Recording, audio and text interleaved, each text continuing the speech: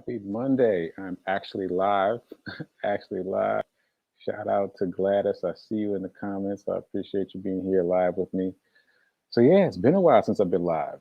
Got to get used to it again. Happy Monday. Today is the 21st day of February. This is the 36th episode of the Be Your Own Hero show. Hero is an acronym. I'm trying to get the angle right. Hero is an acronym. It means helping everyone reaps optimism. Do I have a hero shirt on? Do I? Do I? Yeah, there we go. Helping everyone reaps optimism. In other words, helping others helps you. It's a reciprocal action. I'm your host. I'm sekouwrites. I'm a professional creative and the creator of the Hero Ministry movement. And that's my effort to uplift and inspire the unhoused community and everyone else that I can uplift and inspire. So join me here Monday through Friday, 9:45 a.m. Eastern. By the way, I'm in the Eastern time zone now. It's taking me a little bit of time to get used to that because I'm usually in the Central time zone. So it's a little bit of an adjustment. Anyway, 9:45 a.m. Monday through Friday, Eastern time zone. Be Your Own Hero show. And shout out to New Thought Media Network for giving me this platform for me to talk about my journey of becoming my own hero in general, and specifically becoming my own financial hero. This is the doing season. Season 3 is the doing season, and it's all about making moves, making something happen.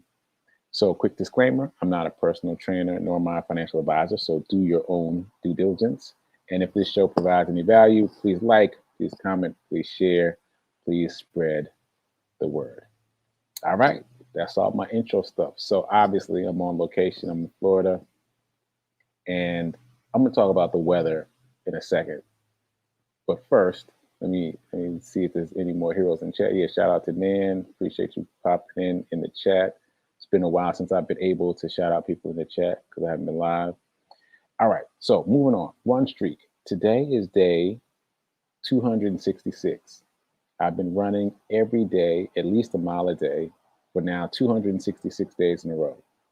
And as you know, I've been running in Florida. Well, as you know, if you've been watching the run reports, you know I've been running in Florida recently. And I've in every report, I keep talking about the weather because here's the thing: I've been paranoid about running early so that I could beat the heat because I've been worried that if I don't beat the heat, then it's not going to happen, or I'm going to have to wait until the evening to get out there. And then the longer you go, the harder it is. So anyway, this has not been an issue at all. It's been cold, not just cool. It's been cold, 40 degrees. It hasn't been less than 40, but 40s, high, maybe high 30s.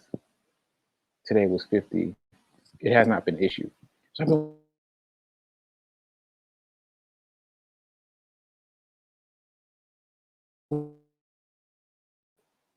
uh-oh. I think I'm back. Screen went black for a second. Anyway, I'm remembering a time once when I tried to go running in Florida and I barely made it a block and I was drenched in sweat and I had to walk back. So anyway, the weather has changed. The weather is changing all across the world because that has not been an issue at all. Anyway, so that's my sidebar about my run streak. But today is day 266. And as you know, if you've been watching, I'm on my third charity run. We're raising money for Mr. Charles. He's got a fan club, so I'm excited about that. We're at 64% funded, 64% of the way to our goal. And I just want to go ahead and like push it heavy this week. So if you see me on social media this week and you see me talking about Mr. Charles, please like and share it. So we can get the word out. We can go ahead and close the gap and just get that done so we can get Mr. Charles taken care of. Okay, so what else? Oh, the 30-day streak challenge. That seems to be going well. Nan was in there posted yesterday about that group she joined, the running group, and what was it, 7 minutes running, 1 minute walking? That's dope. That's dope because the balance starts shifting, right? In the beginning, at least for me, I could only do 1 to 1. I had to do 1 run, 1 walk. So, for example, I know I've told this story before, but it's funny. So at Fisk University, I'd go to their track, and one of my classmates would be out there running 3 miles. And at the time, 3 miles was just inconceivable to me. I could not imagine how he was running 3 miles in the morning in one shot. So he would come by, and I would run one lap with him. And as soon as I got back to the same place that I started on the track, I would walk until he caught me again, and then I'd run with him again. So 1 and 1, 1 and 1, 1 and 1. The point is, you keep the 1 and 1 rhythm, and then pretty soon you realize you don't need it anymore. And so it's great that Nan is way beyond that now. 7 and 1, 7 minutes running and 1 minute walking. That's amazing. And and for everyone else that isn't doing something similar, just remember, all you gotta do is start and not quit. It's the not quitting part that's the game changer. You gotta start. But if you don't quit after you start, you can do whatever you want. Okay, so that's enough talking about that.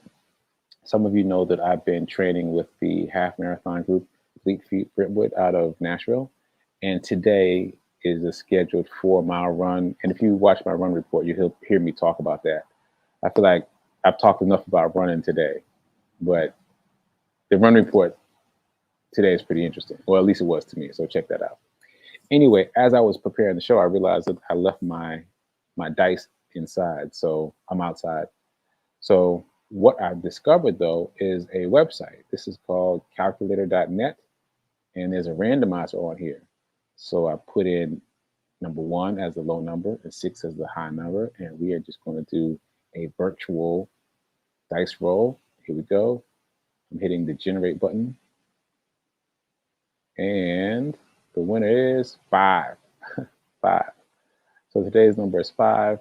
For those of you participating in the envelope challenge, take $5, move it from your checking to your savings bucket that will be used to invest. Like, let's be clear, this is not another savings account. This is a place where you're storing money temporarily to invest. And that's the muscle that we're building. Store that money temporarily, let it build up, invest it. So again, today's number is $5. Okay. So, morning Zen.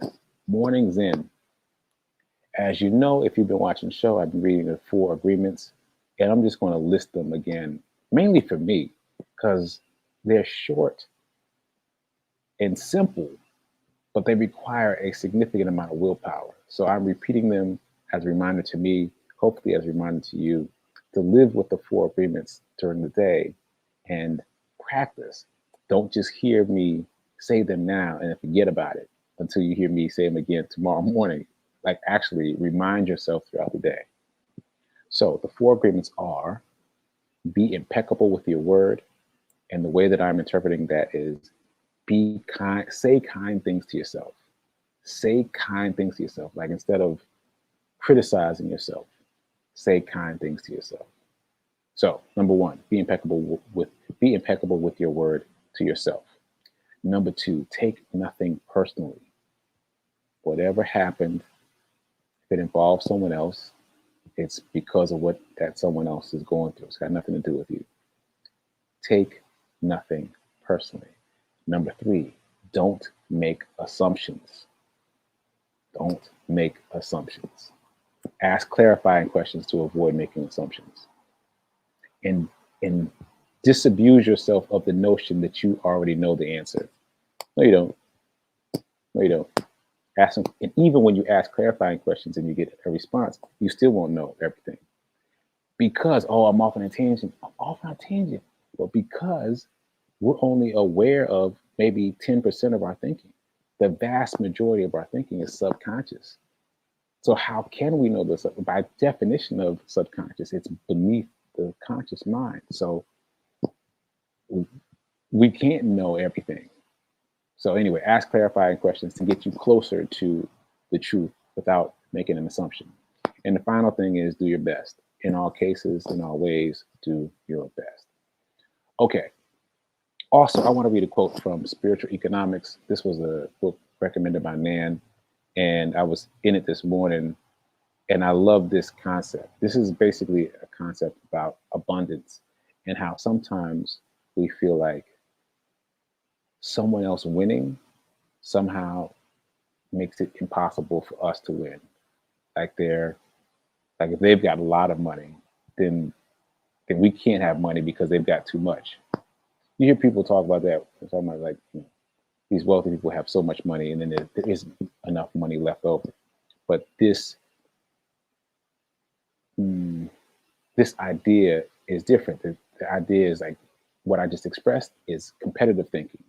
And what you have to do is train your mind to be in the space of growth and abundance, not competition.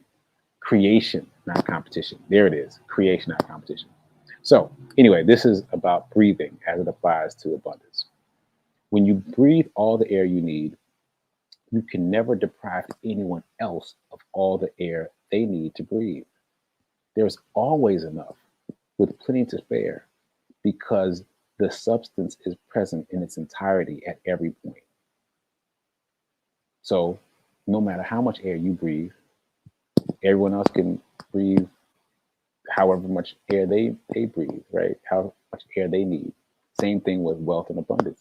Like you amassing a fortune does not take any money away from anyone else. Same thing for them. Them amassing a fortune does not take any money away from you. Okay, and then the rest of this passage I highlighted is just about not getting caught up in that mindset, even if someone else approaches you with that mindset. Don't get caught up. Remain in your truth that everyone has enough air to breathe. Everyone has enough money. Okay, or everyone can have enough money in abundance, just like air. All right, so affirmations, reminder, and then let's talk about abundance a little bit. So I am so happy and grateful to be a multimillionaire in every area of my life. I am so happy and grateful to be a multimillionaire in every area of my life. Okay. And shout out to Linda. I see she just popped into the chat. Appreciate you being here. Okay. Here's my reminder about wealth. If you only spend, you'll stay poor. If you only save, you'll stay middle class. But if you want to be wealthy, you must invest. And I'm just going to keep saying it. I'm drilling it into my mind and your minds as well, because at least for me, that's not what I was taught. So you got to remember to invest and invest. That said, it's Money Monday here on the Be Your Own Hero Show. And last week, I talked a little bit about my trip from Nissan to Mississippi and all the robots that they had at the plant in Canton. Is that right? Yeah, in Canton, Mississippi. So I want to talk about that again a little bit because I'm still fascinated. So just as a reminder, they had thousands, literally thousands of robots at this massive plant. And many of the robots had different functions. There were at least 3 classes of robots that I noticed.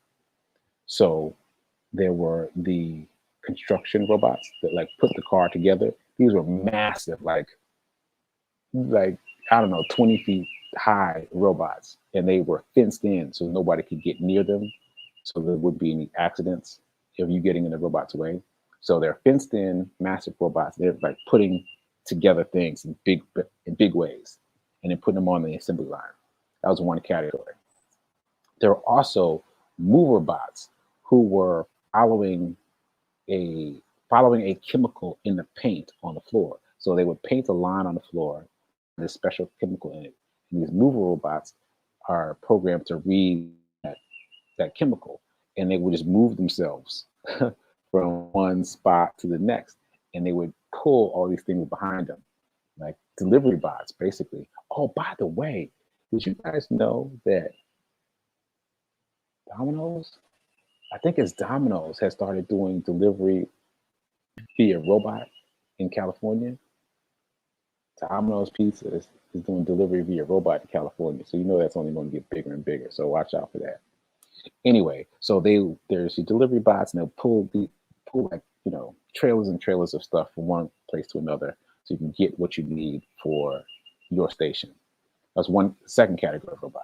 And the third category of robot that I noticed, and I'm sure there are more, but the third category that I noticed was the quality control robots. So they were in a section of the assembly line where they are making sure that everything is everything. And so they had this blue light and they would flash it on the car to make sure everything was flush and everything looked right, looked right. And if it didn't look right, they would put up this red like check on the screen, and then the humans would come and check it out, figure out what's going on, and then sometimes resubmit it for some adjustment. So what I got out of that, I mentioned this last week, is that, well, first of all, you all are probably having the same reaction I had, which was the robots are going to steal these jobs. That was my initial response. The robots are going to steal these jobs. And I even pulled aside one of the assembly workers, and I was like, yo, that was good. Like, you all right? Like, we had a little chat. She's like, yeah, that's not what's happening. And we asked the Nissan people as a group, and the executive said the same thing. They said that what they're doing is they're eliminating the repetitive work so that the person in that station can move up to things that require more thought, like double checking, figuring out why the thing isn't flush, like the door isn't flush, for example. Like the robot might tell you it's not flush, but you got to figure out why it's not flush. Like that's an easy example. So I was fascinated by this idea of automating the lower level work so that you can have, well, the people at the Nissan plant can have the mental space to have higher level thinking. And I've been trying to apply that here in this abundant space. And I think I got it. I think I got it. So,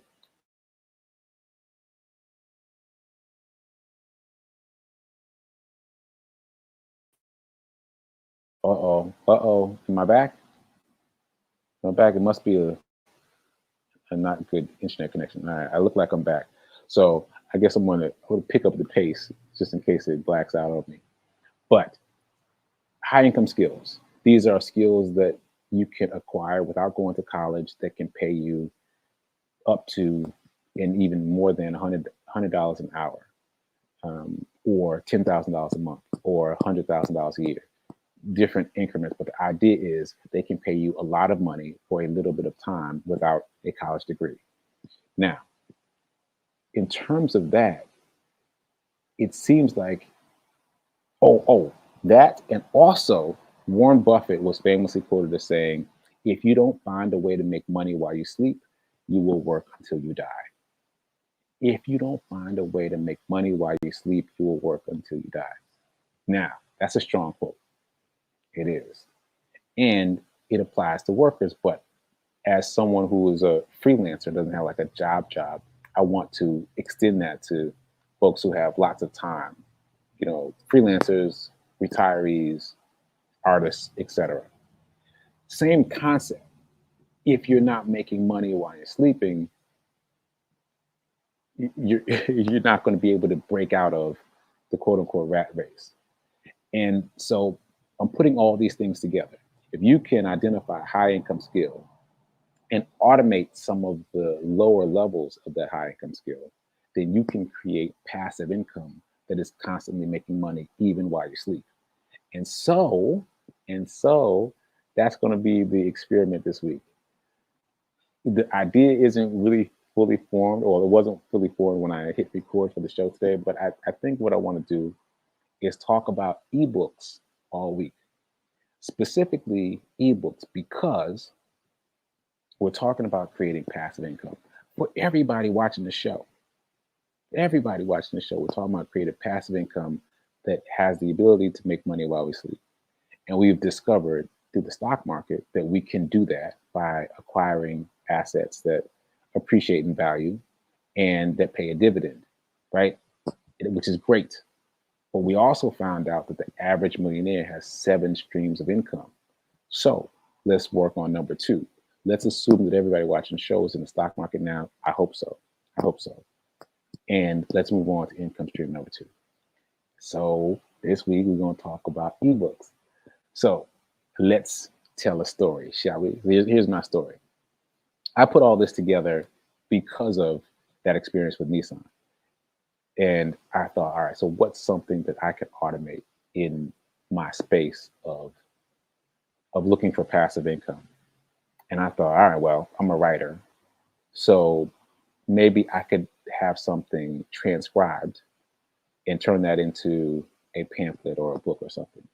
So what I did is I chose the episode here where I talked about, someone asked me, I can't remember who asked me, but someone asked me how to buy stock if they've never bought stock before. And so I spent a whole episode talking about that. And that was really great because it helped me understand that I have grown in this space of wealth and abundance, and I have some things to say.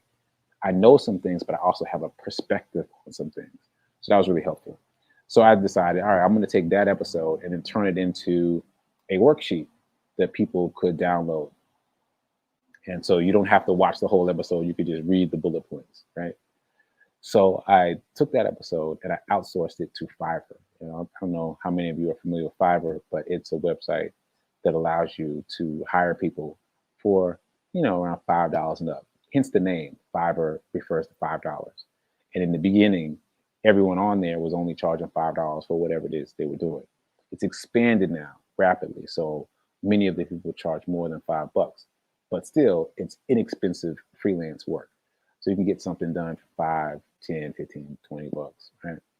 So I decided to send that episode about how to buy stock to Fiverr and have someone transcribe it. It was a big deal for me because I was like, I can do it myself. I don't need to hire somebody, all the things. But I pulled the trigger, hired somebody, and it was, again, it was, no money, it was like 10 bucks, I think. And they sent it back. And not only did it happen while I was doing other things, so that's important because I've moved on to some other item on my agenda, but the work is still happening. So not only that, when it was submitted, I realized that this wasn't that complicated, that he wasn't typing it out, which is how I thought about it. When you think transcribe, I think somebody sitting at a keyboard typing it out. He just automated it. He dropped it into a computer. I could tell because I work with transcriptions in one of my other jobs. So I was like, oh, I didn't think about that. Just putting it into the computer and automating it. So what's my point? My point is I learned something just by being willing to outsource it. I learned that I can have something transcribed by many of the programs that I use every day. And so can you.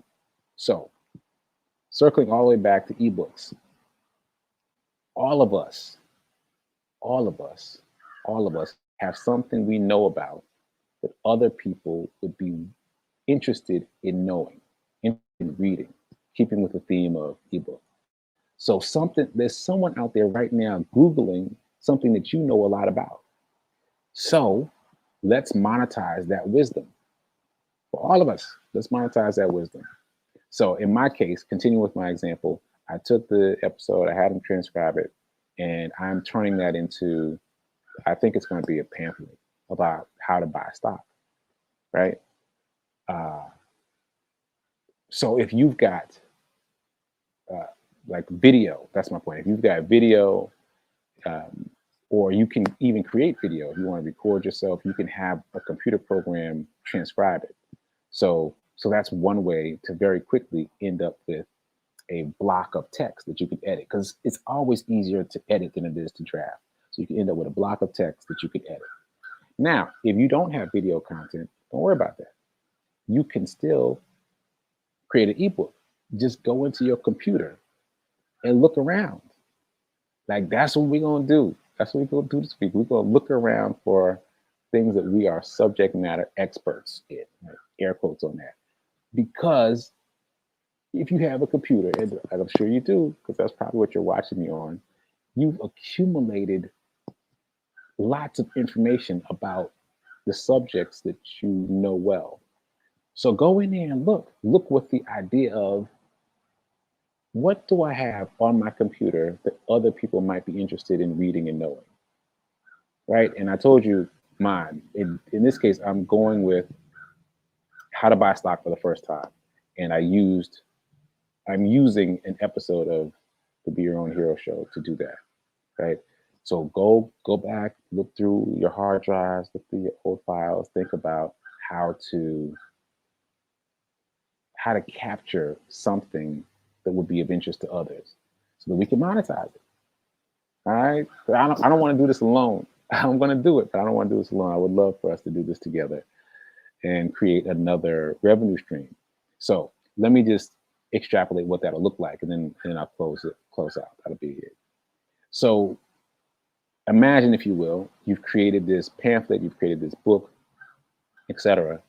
The systems to sell such a thing are already in place. As an author, I've watched them grow rapidly over many years, but really rapidly over the past couple of years.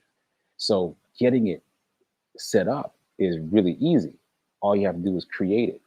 And there was a guy named Nehemiah Davis was talking about this recently.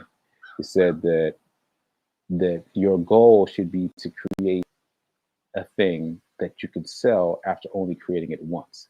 In other words, if you get one order, you sell it, but you get another order, you can sell the same thing. All the way up to millions of orders, you can sell the same thing. You don't have to change anything. Now you could go in, change the introduction, do some editing, whatever, but you don't have to. So create an item once that you can sell forever. Create an item once that you can sell forever. And that's what we're going to be doing this week as we talk about ebooks for all of us. All right. So that's what we're going to do. We're going to create a secondary revenue stream. We're going to take a break from the stock market. We're going to assume that everybody's in the market making some money there. And let's create a second revenue stream that already exists on your hard drive. Let's do it together. Okay, so stay tuned for prayer time at 10:15, and stay tuned for Sit with Rev Melissa at 10:30. Keep doing. Be a hero. Be your own financial hero. Remember that now is better than perfect, and I will see you mañana. Later.